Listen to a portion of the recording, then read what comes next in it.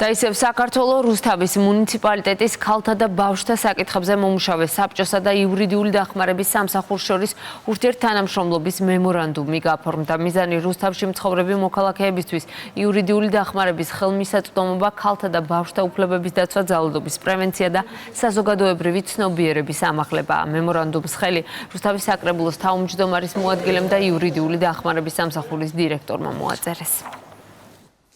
დღევანდელი დღე განსაკუთრებული მნიშვნელობისაა საბჭოს საქმიანობისთვის, ვინაიდან უკვე შემოვიდა ახალი კომპონენტი მემორანდუმის სახით, რომელიც დღეს გავაფორმეთ იურიდიული დახმარების სამსახურთან. იმედი გვაქვს, რომ ამ მემორანდუმის შედეგად ძალიან ბევრ იმ ადამიანს დავეხმარებით, ვინც საჭიროებს ამ დახმარებას. ამ მემორანდუმის პარაგრაფში ჩვენ უფრო აქტიურად განახორციელებთ იმ საჭირო პროექტებს, რომელიც ძირითადად მიმართულია საზოგადოების როგორც ცნობიერების ამაღლებისკენ, ასევე მათი უფლებების დაცვის ეფექტურ რეალიზებისკენ. აქცენტი რა თქმა უნდა გაკეთდება ქალებისა და ბავშვების უფლებებზე, მათ საჭიროებებზე და იურიდიული დახმარების სამსახური ყოველთვის იქნება მზად ითანამშრომლოს ამ მიმართულებით რუსთავის მუნიციპალიტეტთან.